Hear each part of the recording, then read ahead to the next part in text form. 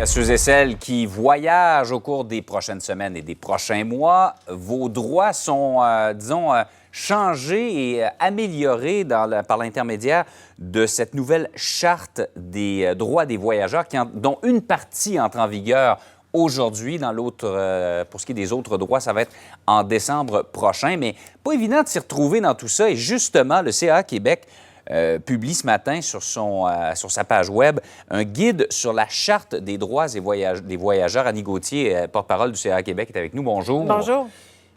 On a voulu rendre ça plus simple parce que c'est pas toujours, même si on en a parlé dans les médias, on a fait une conférence de presse, tout ça, c'est pas évident de s'y retrouver dans les termes techniques et légaux, là. Exactement. C'est un peu lourd de lecture, donc on a décidé de prendre ça et d'en faire un guide où on résume les principaux droits, les principales informations que les voyageurs doivent connaître. Donc, ça leur permet de se familiariser avec ce nouvel outil-là. Et donc, du moment où ces personnes-là prendront l'avion et si malheureusement un pépin doit survenir, elles seront mieux informées, elles sauront quoi faire si elles doivent faire une requête pour obtenir une indemnité, par exemple. Parce que c'est certain que les compagnies aériennes ne courront pas après pour nous indemniser. Il faut le savoir, il faut être au courant et savoir à qui s'adresser également. Peut-être résumer les droits qui commencent à s'appliquer dès aujourd'hui pour les voyageurs. Alors, dès aujourd'hui, la première chose, c'est que les transporteurs aériens doivent communiquer de façon claire et simple les droits des voyageurs et ce qu'ils ont à faire, justement, pour faire respecter ces droits-là. Ensuite de ça, l'attente sur le tarmac, ce qui est arrivé à Ottawa il y a quelques années. Ouais. Alors,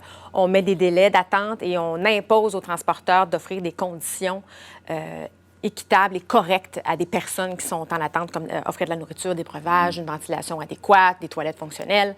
Autrement, si vous perdez ou vous endommagez vos bagages, on a des règles claires pour vous indemniser et aussi vous rembourser les frais de bagages que vous auriez pu payer pour ce bagage endommagé ou perdu là. Et évidemment, on réglemente la question de la surréservation, donc le refus d'embarquement. Il peut arriver que les transporteurs vendent plus de billets d'avion qu'il y a de sièges disponibles et donc des personnes se voient refuser l'embarquement. Donc, il y aura des indemnités pouvant aller jusqu'à 2 400 $ qui pourraient être versées si une personne est victime d'une surréservation. Et dans ce cas-ci, exceptionnellement, c'est le transporteur aérien qui devrait être proactif pour offrir l'indemnité en fonction du délai de retard qui survient. Parce qu'actuellement, il n'y avait pas de règles entourant la surréservation. C'était au bon vouloir des compagnies aériennes. Bien, chaque compagnie aérienne avait ses propres règles et son propre processus pour offrir le dédommagement ou l'indemnité aux passagers. Donc maintenant, on a un seul outil qui est clair. Tout le monde est traité sur le même pied d'égalité.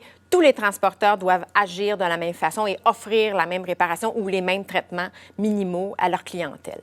Ce qui entre en vigueur en décembre maintenant, je sais qu'il y a les règles concernant les retards et annulations. Oui, alors ça inclut évidemment les indemnités qui peuvent être offertes si quelqu'un ne peut pas prendre l'avion comme convenu. Les indemnités peuvent aller jusqu'à 2 100 $. Il y a aussi le traitement minimal qui est associé à ça. Alors, si la personne doit attendre de nombreuses heures, il faut la nourrir, l'abreuver, peut-être même l'héberger ou même peut-être la transporter entre 2 aéroports. Alors, et tout ça doit être fait sans frais supplémentaires. Évidemment, ce qui est important de retenir, les indemnités ne sont pas nécessairement automatiques.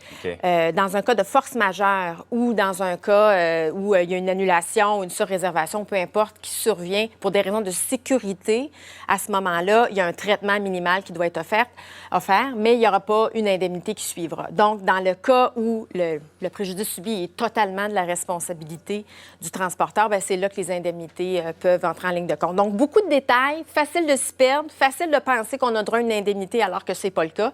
Donc, avec le guide de CA Québec sur le caquebec.com, dans le menu Actualité, il y a un bel onglet qui est disposé là pour renseigner les gens sur la charte. Donc, on est en mesure d'être mieux informé, de ne pas avoir de mauvaises ou de fausses attentes alors qu'on pense qu'on a droit à quelque chose et on n'y a pas droit. Et donc, ça permet aux voyageurs, aux consommateurs dans l'ensemble de se familiariser avec le produit. Donc, un voyageur mieux informé et davantage enclin finalement à faire respecter ses droits. Et ce sera un bel outil aussi pour les agents de voyage qui pourront mieux accompagner leur clientèle. Très intéressant. Donc, on le rappelle, sur la page web du CA Québec. Annie Gauthier, merci d'être venue nous en parler. C'est un plaisir. Bonne journée. Bonne journée.